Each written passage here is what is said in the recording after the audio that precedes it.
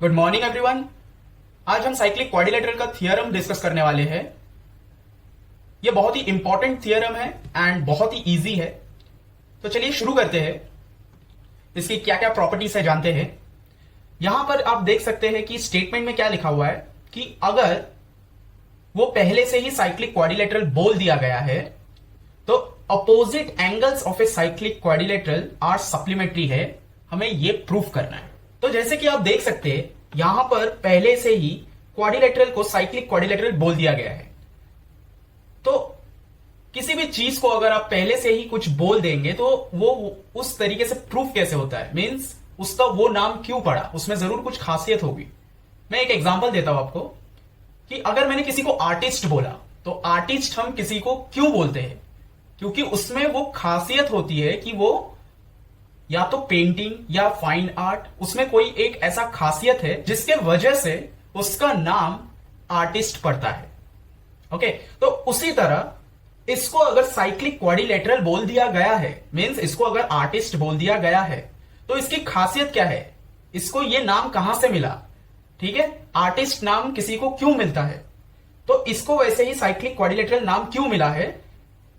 तो यहां पर बोला है कि इसकी खासियत है कि opposite angles of a cyclic quadrilateral, इसके जो अपोजिट एंगल्स है, ये वाला एंगल, ये वाला एंगल अपोजिट, एंड ये वाला एंगल का अपोजिट ये वाला है। तो AC दोनों एक दूसरे के अपोजिट है एंड BD दोनों एक दूसरे के अपोजिट है। तो बोला है कि अपोजिट एंगल्स जो है इस क्वाड्रिलेटरल में अगर हम उसको प्लस करें तो सप्लीमेंट्री बनते हैं, सप्लीमेंट्री एंगल हमें मिलेगा।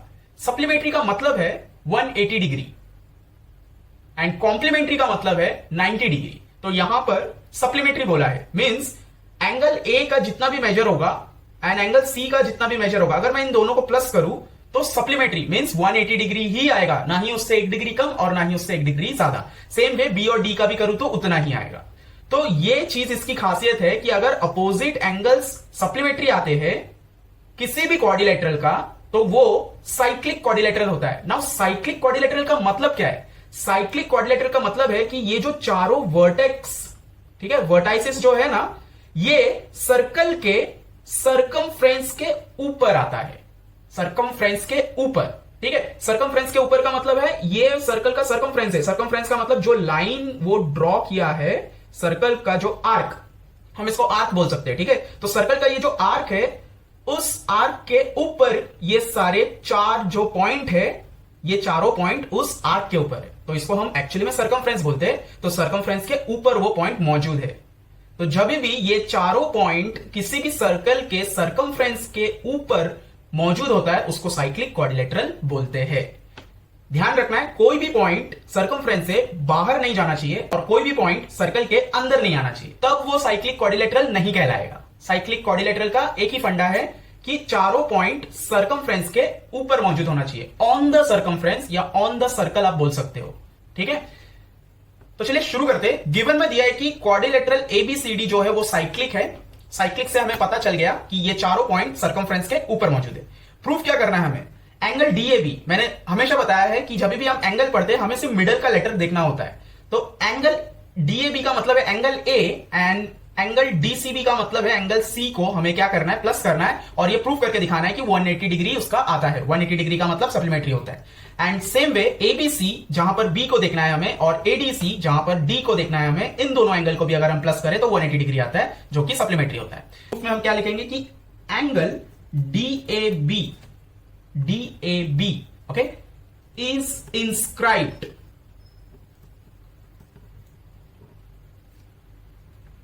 in arc DAB and intercepts are DCB। तो देखिए हमने इंस्क्राइब्ड एंगल थियरम पढ़ा है, ठीक है, उसमें हमने उसका वीडियो अवेलेबल है, वो आप देख लीजिए तो आपको इंस्क्राइब्ड एंगल का पूरा जो तरीका है वो मालूम पड़ जाएगा। तो यहां पर क्या बोला है कि एंगल DAB, एंगल में ध्यान देना है आपको, एंगल DAB ये जो एंगल है is inscribed in the arc DAB। तो ये जो एंगल है ये एंगल कौन से आर्क में बनाया गया है, ये जो DAB जो आर्क है ना, इस आर्क में DAB एंगल को बनाया गया है। तो अगर आप देखें तो ये देखिए, ये हाफ सर्कल जैसा दिख रहा है ना आपको, ठीक है। तो मैं यहां पर छोटा सा बना के दिखाता हूं, ये हुआ ऐसा वाला। इस आर्क में DA और B, DAB इस आर्क में क्या किया गया, इंस्क्राइब किया गया। तो इंटरसेप्ट आर्क कौन सा होगा? अगर ये एंगल बना है, हमने इंटरसेप्ट आर्क भी पढ़ा है, उसका भी वीडियो अवेलेबल है, वो भी आप देख सकते हैं। तो इंटरसेप्ट आर्क क्या होता है? जैसे ही ये एंगल क्रिएट किया, अब एक स्टार्टिंग पॉइंट और एक एंडिंग पॉइंट मिल गया, ठीक है। तो ये स्टार्टिंग पॉइंट और एंडिंग पॉइंट से इस एंगल के अंदर के तरफ जितना भी आर्क मौजूद रहेगा वो इंटरसेप्ट आर्क कहलाता है, ठीक है। तो यहां पर कौन है, देखिए DCB, D यहां पर अगर मैं C डाल दूं, ये एंगल ही नहीं बनाया मैंने, तो आपको अच्छे से समझ में आएगा। तो ये एंगल के अंदर के तरफ जितना भी आर्क मौजूद है वो इंटरसेप्ट आर्क कहलाता है। तो देखिए ना, ये एंगल को अगर मैं एक्सटेंड करूं तो आ रहा है ना एंगल के अंदर ये वाला आर्क, तो ये इंटरसेप्ट हुआ कि नहीं? हमने इंटरसेप्ट आर्क में क्या पढ़ा है कि एंगल के अंदर जितने भी आर्क मौजूद रहेंगे वो इंटरसेप्ट होता है। तो यहां तक आपको समझ में आ गया कि एंगल DAB ये आर्क में बनाया गया है, और ये आर्क में ये एंगल बनाने की वजह से DCB जो आर्क है वो इंटरसेप्ट हो चुका है। इंटरसेप्ट मतलब ब्लॉक हो चुका है, इस एंगल के अंदर ब्लॉक हो चुका है, ऑब्स्ट्रक्ट हो चुका है। ओके, आगे बढ़ते। तो इसका मतलब देयरफॉर एंगल DAB,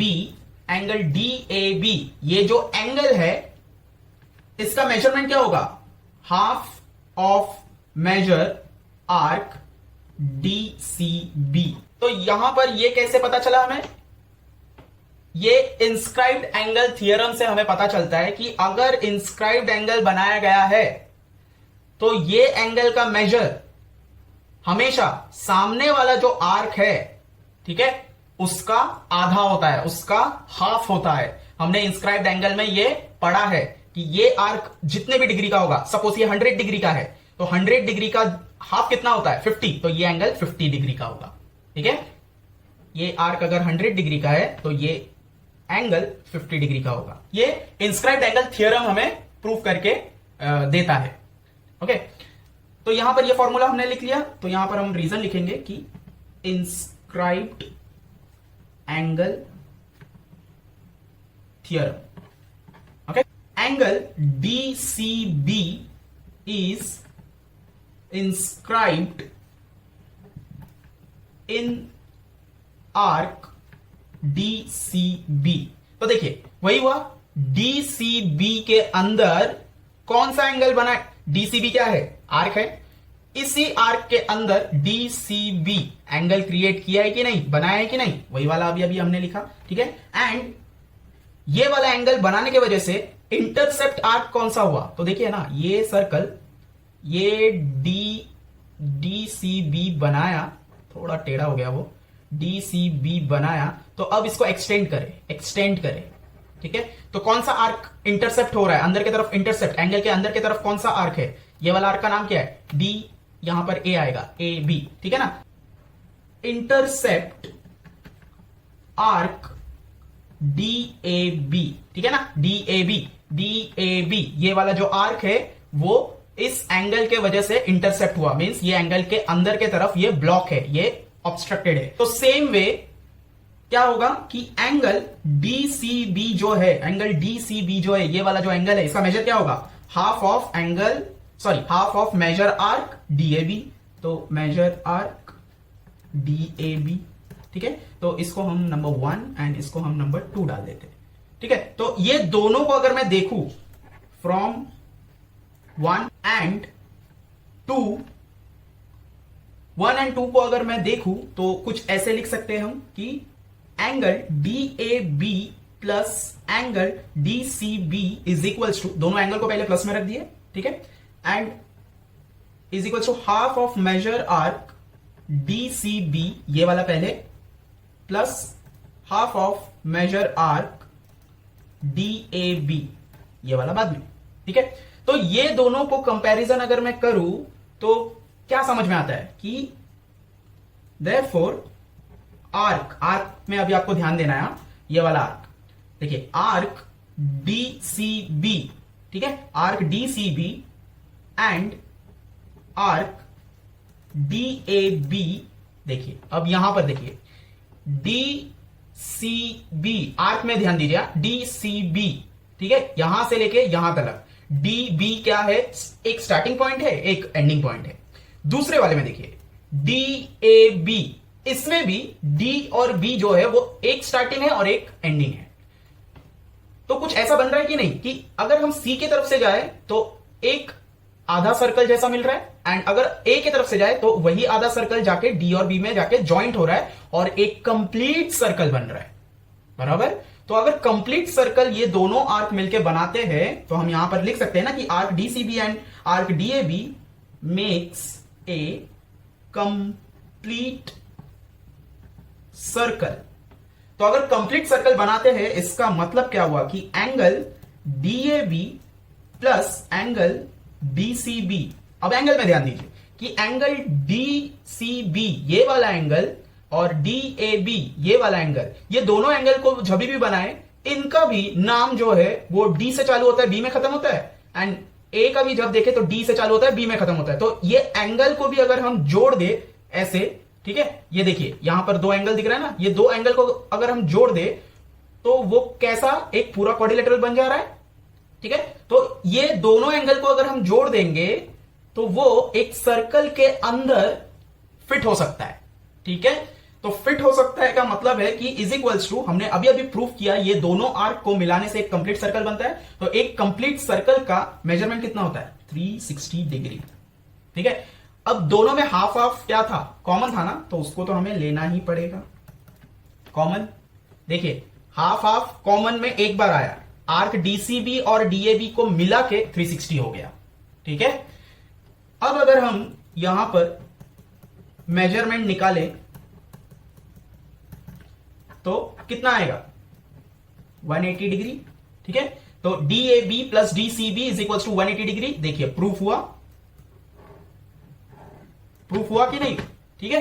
तो फर्स्ट वाला प्रूफ हो गया।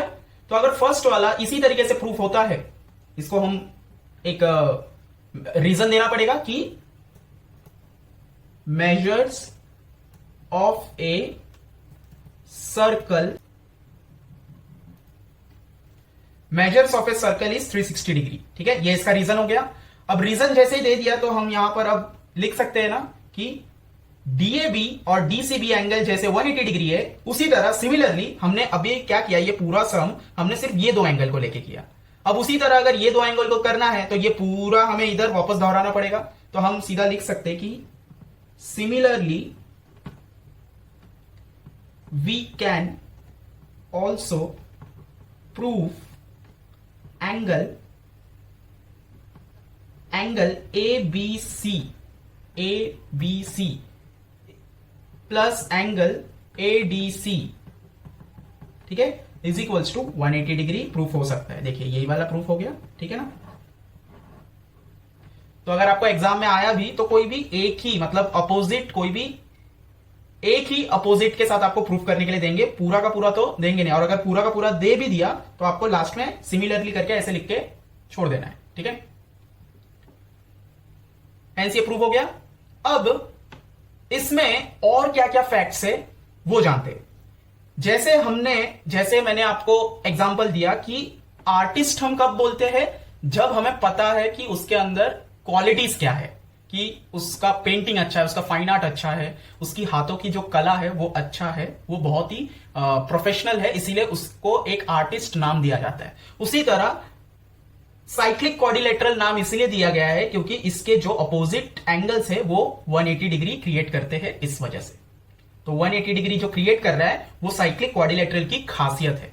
अब इसी का अगर कन्वर्स देखें, कन्वर्स मतलब उल्टा, उल्टा हम कैसे बोल सकते, सपोज अगर आपको ड्राइंग, पेंटिंग, फाइन आर्ट्स, आपके हाथों की कला बहुत अच्छी है, तो आपका प्रोफेशनल नाम क्या होना चाहिए, आर्टिस्ट। इस चीज को अभी आप उल्टा समझे कि अगर आपकी हाथों की जो कला है, आपका जो प्रोफेशनल स्किल्स है, वो पेंटिंग, फाइन आर्ट्स, क्राफ्टिंग, जो भी चीज में अगर अच्छा है, तो आपका प्रोफेशनल एक नाम होना चाहिए, एक टैग होना चाहिए, वो क्या होगा, आर्टिस्ट होगा, ठीक है ना। तो उसी तरह अगर इसका हम कन्वर्स करें तो कन्वर्स में क्या होता है, कन्वर्स में पहले से यह बोला जाता है कि इनके जो एंगल्स है वो ऑलरेडी 180 डिग्री प्रूफ्ड है। आप ये प्रूफ कीजिए ये साइक्लिक क्वाड्रिलेटरल है करके। ठीक है, इसमें क्या दिया था, इसमें ये सर्कल साइक्लिक क्वाड्रिलेटरल, मतलब ये जो अंदर क्वाड्रिलेटरल है ये साइक्लिक क्वाड्रिलेटरल है, ये पहले से बोल दिया है। ठीक है, हमको ये प्रूफ करना था कि एंगल सप्लीमेंट्री है, ये प्रूफ कीजिए। बट कन्वर्स में क्या होता है, कन्वर्स में आपको अपोजिट एंगल 180 है, सप्लीमेंट्री है, ये ऑलरेडी बोल दिया है। अब आपको यह प्रूफ करना है कि ये साइक्लिक क्वाड्रिलेटरल है, ये प्रूफ कीजिए। ओके, अब इसका एक और चीज क्या है, जो एक्स्ट्रा फैक्ट्स है इसमें, कि अगर हम यहां पर कहीं से भी आप एक लाइन को एक्सटेंड कीजिए। ठीक है, एक्सटेंड करके बताता हूं मैं, ये मैंने एक्सटेंड कर दिया। ठीक है, तो जैसे ही मैंने एक्सटेंड किया, ये एक क्या है, स्ट्रेट लाइन है, और स्ट्रेट लाइन के ऊपर अगर एक वर्टिकल लाइन खींचा हुआ है तो दो तरफ एंगल बनते हैं। अब कैसे भी एंगल बने, वो दोनों तरफ के एंगल को अगर हम प्लस करें तो कितना होगा, 180 डिग्री होगा। क्यों, क्योंकि लीनियर पेयर बनता है ना, इस वजह से वो 180 डिग्री होगा। ठीक है, तो यहां पर अगर आपको ऐसा बोला है कि स्टेटमेंट कुछ ऐसा दिया हुआ है, तो देखिए, N exterior angle of a cyclic quadrilateral is congruent. तो ये साइक्लिक क्वाड्रिलेटरल है और ये वाला जो एंगल है ये एक्सटीरियर है। ठीक है, तो ये एक्सटीरियर एंगल किसके साथ कॉन्ग्रुएंट है, to the angle opposite to its adjacent interior angle. Adjacent interior angle, adjacent का मतलब ये वाला एंगल, ठीक है, और उसके एडजेसेंट वाला कौन है, ये वाला। इसके इंटीरियर में जो अपोजिट है उसके साथ ये क्या है, कॉन्ग्रुएंट है। तो ये एंगल इसके साथ क्या है, कॉन्ग्रुएंट है। तो अगर ये इसके साथ कॉन्ग्रुएंट है और ये इसके साथ कॉन्ग्रुएंट है, देखिए ये इसका दोस्त है, ये दोनों दोस्त है, एंड इसका दोस्त ये है, तो ये वाला जो दोस्त है वो इसका भी दोस्त बन सकता है कि नहीं, तो ये इसके साथ भी कॉन्ग्रुएंट होगा। तो यही प्रूफ करना है हमें कि DCE जो है वो कॉन्ग्रुएंट है किसके साथ, BAD, ए के साथ कॉन्ग्रुएंट है। Angle DCE plus DCB, angle DCB 180 degree. 180 degree क्यों होगा, क्योंकि ये लीनियर पेयर क्रिएट कर रहे हैं कि नहीं, तो लीनियर पेयर ऑफ एंगल्स। ठीक है, तो ये लीनियर पेयर क्रिएट कर रहे हैं। अब क्वाड्रिलेटरल ABCD साइक्लिक है, हमने प्रूफ कर दिया है ना कि ये साइक्लिक है। प्रूफ मींस ये तो पहले से दिया हुआ है कि ये साइक्लिक है। तो ये अगर साइक्लिक है, ठीक है, अगर साइक्लिक है तो हम ऐसा बोल सकते हैं कि therefore angle BAD plus angle BCD, ये वाला दोनों ऑपोजिट एंगल, ठीक है, मिला के 180 डिग्री हो सकता है। अभी अभी हमने प्रूफ किया ना, ठीक है, तो देखिए ना, नाम वही है, ये देखिए DAB, तो आप DAB बोलिए या BAD बोलिए, सेम ही आता है। उसी तरह BCD या DCB, ठीक है, तो अभी अभी प्रूफ किया है, तो हम ये बोल सकते हैं कि ये जो 180 आ रहा है ये कौन से थियरम से आ रहा है, तो आता है थियरम ऑफ साइक्लिक क्वाड्रिलेटरल। ठीक है, तो इससे पता चल गया। तो ये अगर हमारा पॉइंट नंबर 1 है, ये अगर पॉइंट नंबर 2 है, तो फ्रॉम 1 एंड 2 ये दोनों से हमें ये पता चलता है कि angle DCE plus angle DCB is equals to angle BAD plus angle BCD। ठीक है, तो इसमें अभी आप देखिए DCB, मैंने अभी आपको बताया ना कि DCB बोलिए या BCD बोलिए, दोनों तो सेम ही कहलाएगा, क्योंकि एंगल तो हम C को ही रिप्रेजेंट कर रहे हैं ना इधर मिडल में। ठीक है, यहां पर मिडल में C आ रहा है, लेकिन आप देखिए उसका एंगल अलग हो रहा है, DCE वो अलग तरफ जा रहा है। ओके, तो इस एंगल को आप सेम नहीं बोल सकते, लेकिन DCB और BCD सेम एंगल हो सकता है। तो अगर मैं इसका ही नाम अगर सिर्फ उल्टा कर देता कि D इधर लिख देता और B इधर लिख देता तो सेम हो जाता। तो अगर सेम सेम है, इक्वल टू के दोनों तरफ सेम सेम है, तो वो कट हो जाते हैं, और अगर कट हो जाते हैं तो बचता क्या है, therefore DCE is equals to angle BAD। अब देखिए DCE, ठीक है, इज इक्वल्स टू BAD, अभी अभी प्रूफ हो गया।